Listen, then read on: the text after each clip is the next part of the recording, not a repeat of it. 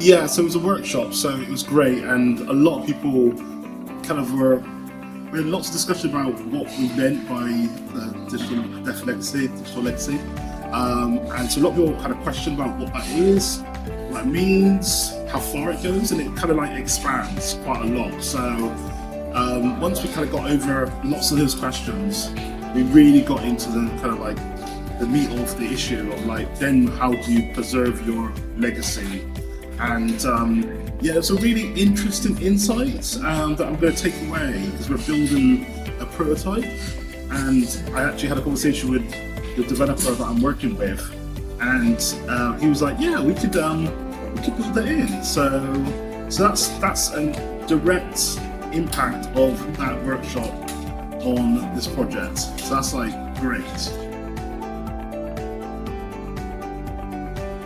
I would say there's a lot of people that didn't attend because there was a lot of parallel sessions. Even myself wanted to go to some of the other sessions because it was so great. But I would say, yeah, okay, the first thing I would say is that look at your own legacy. It's really important.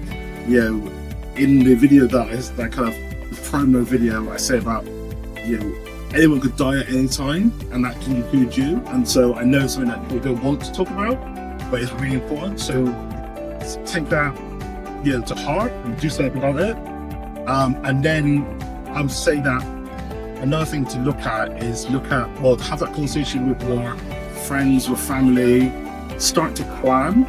You know, it sounds quite scary, and this is part of the workshop, is to try and break that taboo of death, because everyone kind of is a little bit scared to talk about it, but it should be a thing that we talk about all the time because it's really important.